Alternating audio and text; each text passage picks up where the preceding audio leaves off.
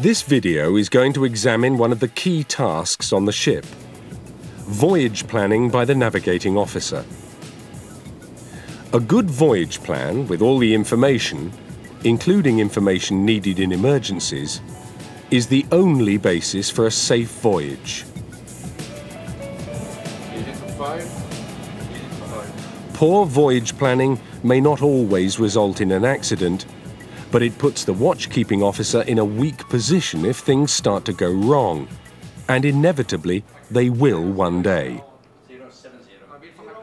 As well as reducing accidents and improving safety, Regulation 34 of SOLAS Chapter 5 requires all ships to have a voyage plan before proceeding to sea. The information it gives frees the watch-keeping officer from spending time on reference books and tables. It will ensure that the officer is fully aware of the master's requirements. The plan must cover the entire voyage, from berth to berth. It must be completed well before departure and must be approved by the master. If the voyage plan is your responsibility, you need to be aware that doing it properly takes time. The first step is to check that all the necessary charts and publications are up to date and that no change has taken place to the scheduled destination. Next, there must be a discussion with the master to take into account all the commercial requirements of the voyage and of any changes to the scheduled destinations. The master's experience will enable him to suggest a route, pointing out potential hazards.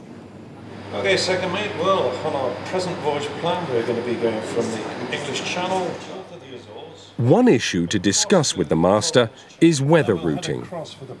Even if the ship does not use a weather routing service, it's always worth allowing for the weather. If the shortest route is likely to take you into storms, consider a route going around them. Avoiding storms and storm damage may be cheaper and safer and possibly quicker in the long run. So we must keep a good watch for hurricane and tropical storm warnings. Okay, that's going to be a problem, Mr. President. The next stage is to collect all the information you will require. This includes suitable charts of as large a scale as needed, the appropriate pilot books, routing charts, and ocean voyage planning manuals, port information for the start and end of the voyage. Other essentials are tide tables, the list of lights, radio signals information, and weather information. Further items required include any relevant notices to mariners and navigational warnings, as well as the ship's characteristics, including the draft and the maneuvering data. There may be additional information, such as local charts on board. Another resource is personal experience. If you don't know a voyage or a port yourself, it may well be known by one or more of the deck officers from previous ships or voyages. Ask around. Find out what they know. Voyage planning using an electronic chart display and information system, an ECDIS, requires exactly the same information. The process of appraisal, planning, execution and monitoring still applies. Only the methods have changed. Some of the information required may be available in the ECDIS itself if vector charts are being used. But if raster charts are used, then exactly the same reference books will be needed as for paper charts. A voyage plan may include both vector and raster charts. The vector mode of an ECDIS is based on a multi-layered, fully digitized chart. Layers of the display can be adjusted to suit operational or planning requirements. The symbols used are different to those on paper charts. These charts have no edges. They are seamless. The raster mode of operation is based on digitized photographs of standard already existing nautical charts. So they are not seamless. It is a single level basis for navigation. It contains no more and no less information than the paper chart, and so the symbols used will be very familiar. Both raster and vector modes rely on electronic position fixing systems, such as the GPS, to give the ship's position and projected course. With both, it's possible to superimpose other data, such as ARPA or radar. Both systems can be used for voyage planning. Whichever system is used, the first step, as with paper charts, is the preliminary discussion with the master. 4.5 days we need to achieve 12 knots of speed of advance, which is possible, no problem at all, sir. Always start with a clear paper chart. Check that the charts have been updated with the latest corrections. A small notebook is essential to record key information about the voyage, such as alter course positions. However it is done, all the other deck officers must be able to understand the plan as well. You must always be consistent. The plan must be clear and the notes easy to read. The objective is for the plan to help other watchkeepers, not to give them an additional problem in deciphering it.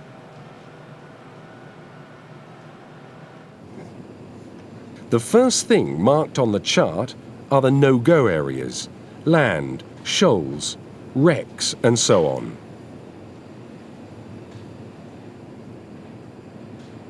Then, mark off all areas where your draft is more than the depth on the chart. The approaches to many ports involve passages where tidal calculations are crucial. Where possible, don't rely on the tide. Let it be a safety bonus.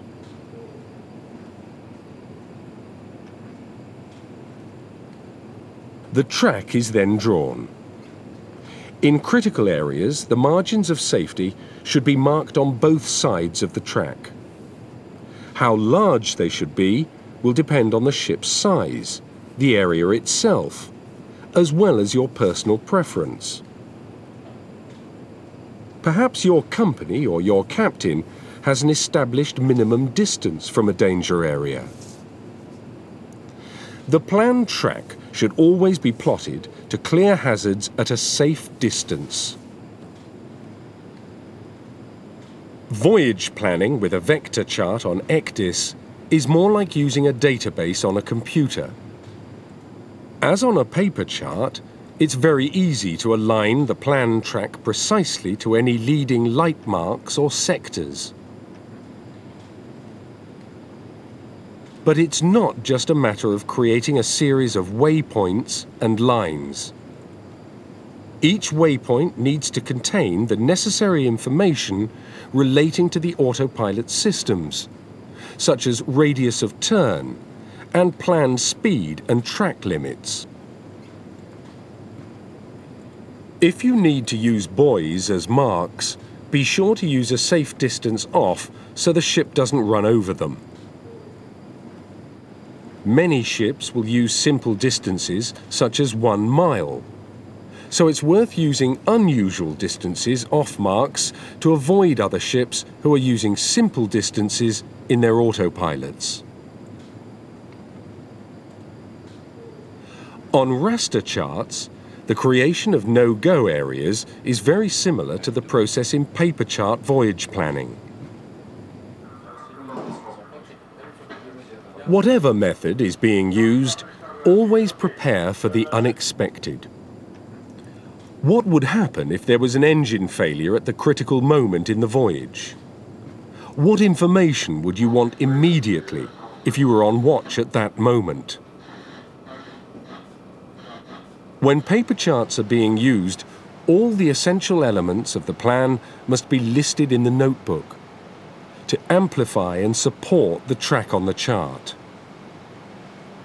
Items in the notebook should include the safe speed, positions where changes in machinery status are needed, manpower requirements, course alteration positions, points where reports to shore stations are required, minimum depth clearances where critical, and plans for reaching safe water in an emergency.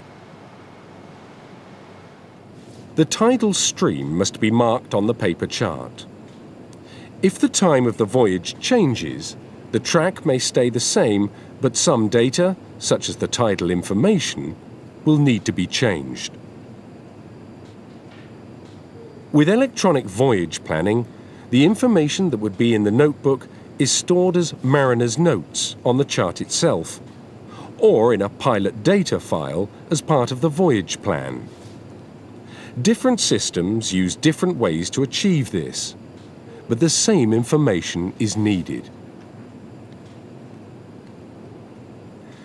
A means of verifying the position of all changes in course must be marked on the chart. When deep sea, GPS is an efficient method of position fixing. Inshore, other means must be used to check the position at least as a secondary method. At night, lights can provide a useful source of fixes and bearing information. All relevant navigational marks should be indicated on the chart as part of the plan. There is often not the time to look them up while underway. On large-scale charts, wheel-over bearings should be found that are parallel to the new course. That way, even if the ship is to the left or right of the intended track, it will come around onto the correct course. It is important in planning a voyage to specify how the position of the ship should be fixed and how often. Most watchkeeping officers will have developed their own rule of thumb for timings. But this is inadequate for a reliable plan. The time between fixes must be such that it's impossible for the ship to get into danger between fixes.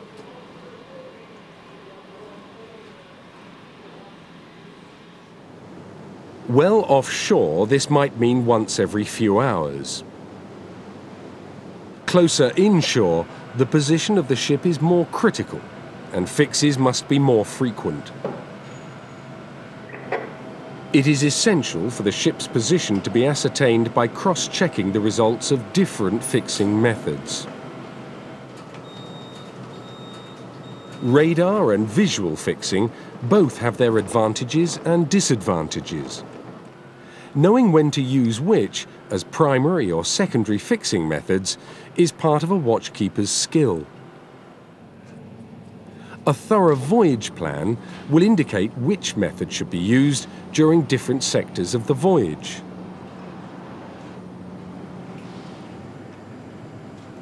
The chart should be marked with a useful number of visual and radar conspicuous objects. These can be derived from the chart itself, the pilot books, or from the mariner's personal experience.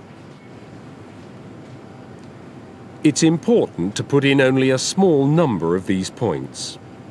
Don't cover the chart with dozens of radar conspicuous objects that the officer will not have time to use. What is needed is the right number, keeping in mind the closeness to land and the speed of the ship.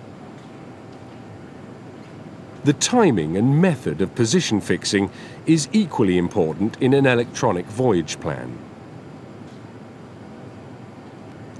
The mariner's notes or pilot data file should include the position of both visible and radar visible objects. An electronic voyage plan will have a reliance on satellite navigation systems. GPS and GLONASS at present but in the future Galileo as well.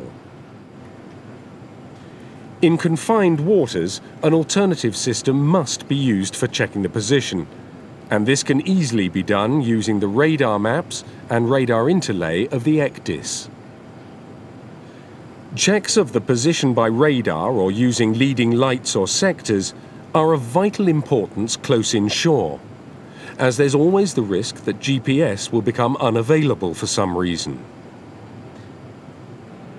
With raster charts, there may be datum irregularities in comparison with the WGS84 datum.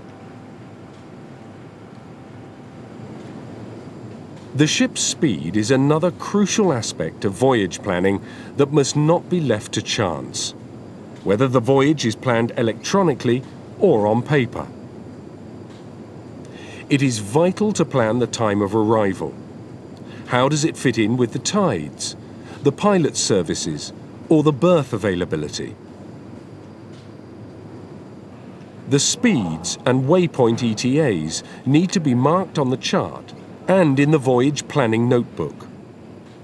Landfalls also need to be clearly marked. One objective of the voyage plan is to help you and other watchkeepers in using time efficiently. There should be no need to look for information in manuals and books. The notebook can be used to detail instructions that would involve writing on large areas of the chart.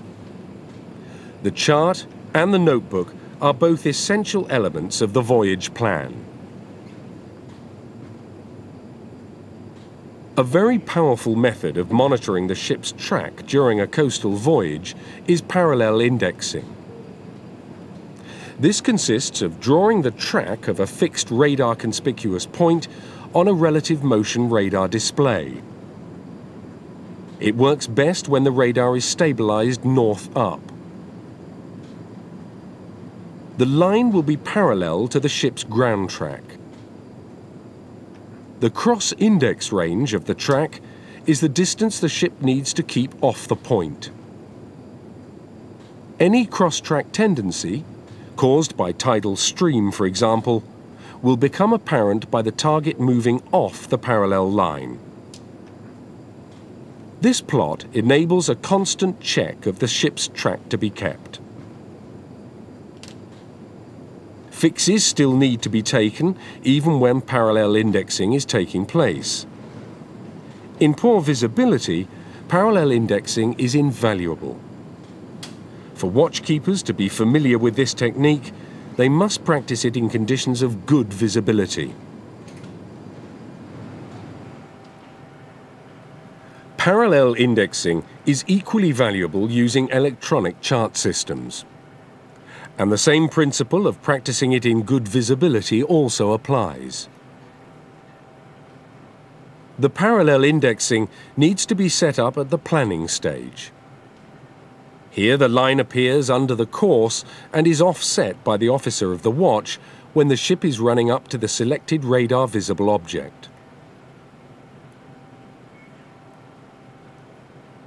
On both paper or screen, the voyage must be planned berth to berth, even for passages where the ship will be navigated by a pilot. The voyage plan must be discussed with the pilot when he comes on board so that everyone on the bridge will be aware of the intended voyage. The entire bridge team will then be able to monitor the ship's progress effectively. Where the ship is headed into an area of restricted navigation, such as inside a harbour, the plan should include an abort point. This is the last moment that the ship can turn back for any reason. As the ship runs up to this point, all arrangements, such as berth and tug availability, must be confirmed with the appropriate authorities. Sir, second officer speaking, I have the passage plan ready. Could you please come up on the bridge? Once you're satisfied with the plan, it needs to be checked and approved by the master. The principle of double-checking the plan must be part of the bridge routine. Okay, second. The master may be able to suggest improvements based on his greater experience. This approval of the plan is perhaps the most important part of voyage planning and will generally be required as part of the ship's safety management system. Can you give me a brief on the voyage plan today? Yes, sir. The master's approval of the plan is equally important, whether the plan is on paper or done electronically. Both master and navigating officer need to allow sufficient time for a thorough examination of the plan. As the plan must be made well before starting the voyage, the departure time may change. This may not affect the track, but certainly will affect tides and voyage times. The plan will need to be updated when departure time is known and throughout the voyage as times change. The overall objective of the plan must be to give the watchkeeping officers a plan to follow and sufficient information to enable them to do that easily. The plan will also provide a backup store of facts, so that if things do go wrong, there will be information immediately available to help. Overall, it is essential, whether the plan is done on paper or electronically, that there is a complete berth-to-berth voyage plan for every voyage. The voyage plan should be marked on the chart with supplementary notes in a notebook or as mariner's notes. The chart should have, in addition to the track, useful information including safety margins, clearing bearings, wheel over positions, and tidal streams.